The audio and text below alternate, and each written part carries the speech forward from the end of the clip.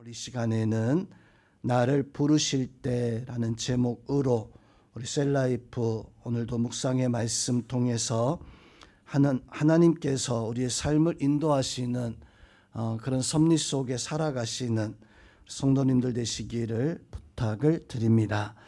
우리 삶을 흔히 인생 여정, 삶의 여정이라고 합니다. 또 우리 인생 여정에는 여러 가지 중요한 일들이 우리 인생 여정 속에 있었습니다. 우리가 태어나는 것, 또 우리 학교에 들어가서 공부를 시작하고 또 졸업하고 사회생활을 하거나 결혼을 하거나 사람을 만나고 직장, 직업을 가지거나 우리 삶의 중요한 어떤 여정 속에 중요한 순간들이 우리의 삶을 바꾸고 우리의 삶을 새롭게 했을 겁니다. 오늘 말씀은 신앙의 여정에 대한 말씀이기도 합니다. 하나님이 우리의 신앙의 여정 속에 여러 가지 많은 중요한 신앙의 여정이 있었을 텐데 그 중에서도 가장 첫 번째 우리 신앙의 여정이라고 한다면 부르심, 하나님이 우리를 소명하시고 그리고 내가 그 소명에 따라 하나님의 제자 되어 믿음의 사람이 되어져서 살아가는 그런 신앙의 여정의 첫 번째 순간은 부르심의 순간이었습니다. 성도님은 우리를 하나님이 부르셨을 때 우리에게는 삶의 중요한 변화, 신앙의 중요한 첫 어떤 신앙의 역사를 시작하게 되어지는데 우리 신앙의 여정의 첫 번째는 하나님의 부르심입니다. 하나님이 나를 하나님의 자녀로 하나님의 믿음의 사람으로 부르셔서 우리가 이제 하나님의 자녀로 살아가기 시작하는데 그 부르심은 나의 운명을 바꾸고 나의 삶을 바꾸는 그런 순간이 되기도 합니다. 즉 세상의 사람에서 이제는 하나님의 사람으로 죄인에서 이제는 하나님의 백성 의인의 삶의 모습으로 우리 제자들의 모습만 보아도 제자들이 이제 하나님의 부르심을 통해서 놀라운 역사들을 이뤄나가기 시작하는데 우리도 오늘 이 말씀처럼 부르심의 순간, 소명의 순간이 있고 또 그 부르심의 순간에는 나의 응답도 있어야 됩니다. 하나님이 불렀다고 해서 내가 하나님 앞에 나가서 온전히 쓰임받는 것이 아니라 내가 그 하나님의 부르심에 어떻게 나는 응답하고 살아가는가. 오늘 말씀 속에서 그런 하나님의 부르심과 그것에 대한 나의 응답의 모습이 어떤 모습인가. 우리 성도님들도 하나님의 부름 받았고 이제 하나님의 그 부르심에 믿음의 삶을 살아가는데 어떤 응답의 모습을 가지고 살아가야 할까요? 오늘 말씀의 내용을 다시 한번 자세히 살펴보면 먼저는 13절 말씀에서 보니까 예수님께서 산에 오르사 자기가 원하시는 자들을 부르시니 나아온지라 라고 이렇게 말씀을 해주고 있습니다. 예수님의 부르심, 예수님의 소명에는 오늘 말씀에서 보니까 원하시는 자들을 부르셨다라고 이렇게 말씀해 주고 있습니다. 예수님이 원하시는 자들이 누구인가? 우리는 어떤 세상 속에서 어떤 회사나 어떤 인재를 찾는 그런 어떤 그 모습을 가지고 있을 때 그 회사에서 사람이 인재를 뽑을 때에는 내가 무엇을 갖추고 있을까? 내가 어떤 것을 갖추고 있어야 된다는 생각 때문에 그 회사가 필요한 어떤 기술들, 어떤 지식들, 어떤 학교의 어떤 그 배움들 이러한 것들을 혹은 오래도록 그 회사에서 필요한 어떤 경력들을 가지고 있어야지만이 내가 그 회사에 채용될 수 있다는 이런 생각들을 가지게 되어집니다. 하나님의 부르심에도 어떤 경력이 있어야 되는가, 어떤 능력과 내가 재능을 가지고 있어야 되는가. 오늘 말씀에서 하나님은 예수님은 그 제자들을 부르실 때 예수님이 원하시는 것이 있었어요. 그것은 내가 무엇을 갖추었느냐가 아니라 하나님의 원하심에는 오늘 말씀에서 보니까 부르시니 나아온지라. 성도 여러분, 오늘 제자들에게 하나님의 부르심이 있었을 때 나아온지라라고 하는 말씀은 순종의 모습입니다.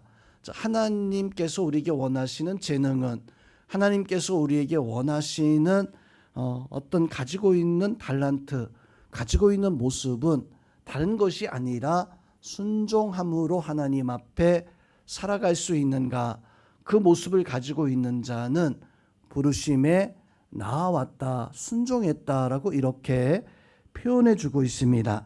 사실 제자들, 오늘 말씀 속에 등장하는 제자들의 모습을 보니까 어부, 또 세리, 또 시몬이라는 가나나인은 열심당원이었습니다. 즉 이들은 사실 가진 것이 없거나 또 가지고 있는 것이 사람들에게 무시당할 수밖에 없는 그런 모습이거나 나름대로 열심당원으로 살아가지만 사실 그 사회 속에서는 인정받지 못하는 어떤 이런 모습들을 가지고 있었던 사람들이었습니다. 중요한 것은 오늘 말씀 속에서 이 제자들을 택하실 때 하나님이 택하시는 방법은 하나님의 마음이 있었어요. 하나님이 원하시는 자들을 부르셨다. 자, 그렇다면 성도 여러분, 우리가 하나님 앞에 부름 받을 때 우리는 어떻게 하나님 앞에 내가 부름을 받았는가? 다른 것이 아닌 하나님이 우리를 원하셨다라고 하는 사실을 깨닫고 믿으시기를 주님의 이름으로 축원드립니다. 하나님이 나를 원하셨다면 우리가 가지고 있어야 할 모습은, 오늘 제자들도 그 예수님의 원하심에 나아갔어요. 우리도 하나님의 원하심에, 하나님의 뜻대로 나아갈 수 있는, 하나님 앞에 믿음으로 설 수 있는, 왜 하나님이 나를 부르셨을까? 무엇 때문에, 내가 어떤 달란트를, 어떤 능력을 가지고 있어서 나를 부르셨을까?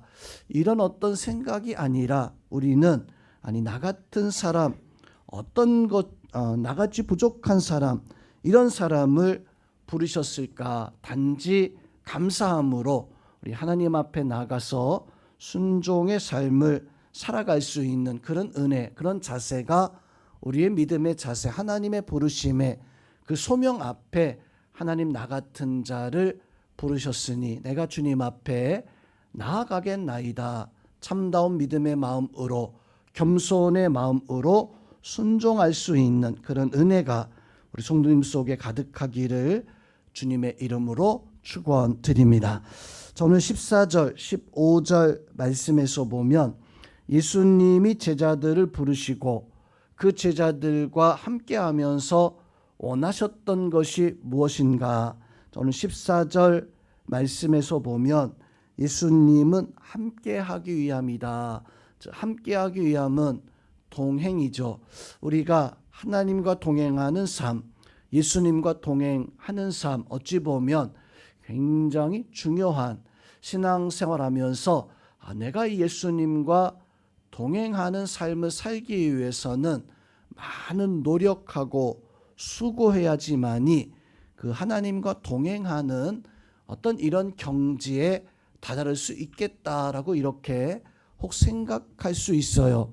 구약 성경에서 보면 에녹이 하나님과 동행하다가, 하나님과 함께 하다가 과연 그럼 나는 하나님과 동행할 수 있을까? 하나님과 함께 할 수 있을까라고 하는 그런 생각으로, 나 같은 사람이 어떻게 하나님과 동행할 수 있을까? 성도 여러분, 하나님과 가장 동행하는 것을 잘했던 사람이 누구였을까?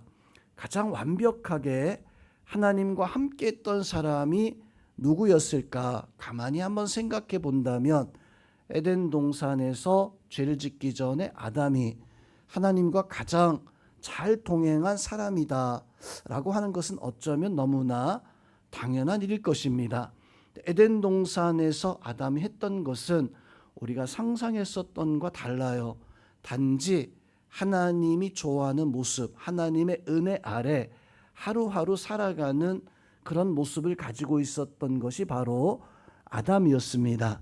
우리가 에덴 동산에서 아담처럼 산다라고 하는 것은 하나님이 아담아 아담아 부르실 때 하나님 나 여기 있어요 라고 이렇게 대답하는 그 정도의 모습이었습니다.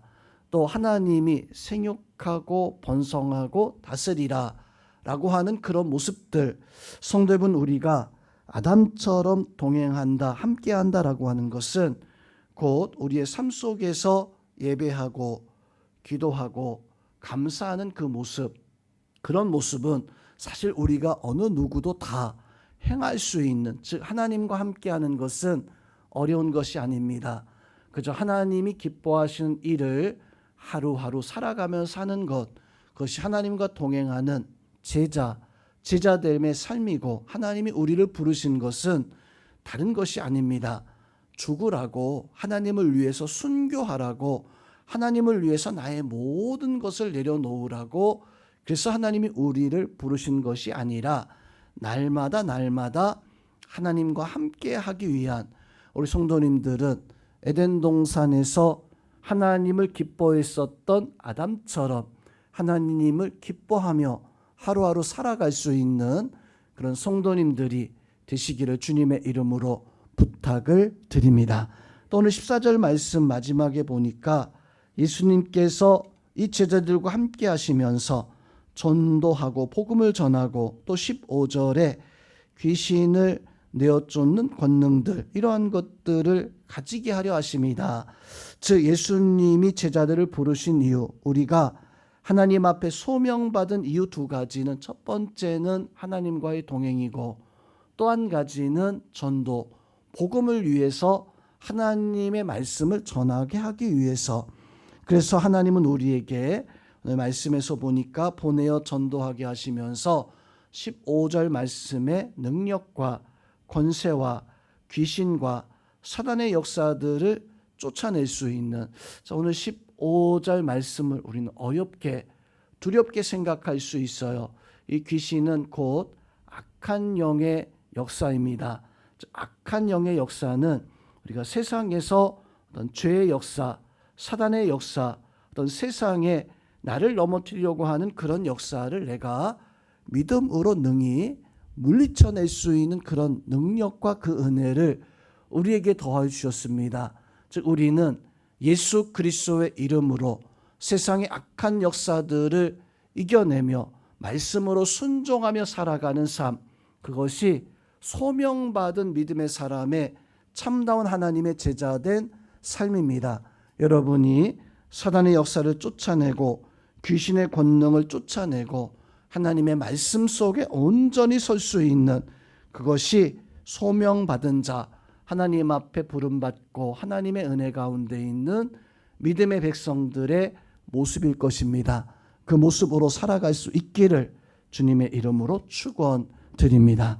또한 오늘 마지막 말씀에서 보니까 예수님의 친족들이 듣고 그를 붙들러, 예수님을 붙들러 나오니 이는 그가 예수님이 미쳤다 함이러라. 자, 오늘 예수님이 제자들을 부르시고 제자들과 함께 하시는데 친족들이 예수님을 찾아왔다. 예수님 나사렛 동네 갔을 때 나사렛 주민들이 예수님을 낭떠러지에서 떨어뜨려서 죽이려고 하기까지 했었던, 또 오늘 말씀에서는 친족들이 예수님을 너 미쳤다, 너 제정신이 아니다, 또 예수님의 형제들이 찾아오는 이런 모습들을 통해서 예수님조차도 그 당시에 복음 위에서 하나님의 어떤 부름 받아서 살아갈 때 어떤 어려움이 있었다라고 하는 것을 보여주고 있어요. 어떤 삶 속의 신앙의 소명 가지고 살아갈 때 세상에서 때로는 우리를 이해하지 못하는, 용납하지 못하는 그런 때도 있었음을 오늘 예수님이 친족들에게 미쳤다라고 하는 말씀을 들었을 때 이런 모습을 보여주고 있습니다.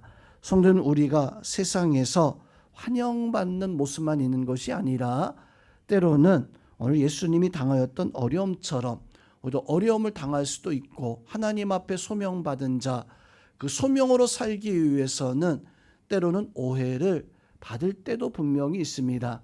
그러나 어떤 모습을 가지고 우리가 살아가야 됩니까? 하나님은 우리 중심을 아시고 우리의 수고를 기억하시고 또 우리와 함께 하시기 때문에 낙심하지 말고 오직 예수 그리스도의 이름으로 제자들이 예수님의 제자 되어져서 그 소명의 그 은혜를 감당하는 그런 역사와 은혜가 있었던 것처럼 우리 성도님도 이 하나님의 부르심에 예수 그리스도의 뜻에 예수 그리스도와 동행하고 참다운 복음의 역사와 세상에서 어떤 사단의 역사도 능히 물리치며 살아갈 수 있는 참된 신앙의 여정을 완성하시는 우리 귀한 성도님들 되시기를 주님의 이름으로 축원드립니다.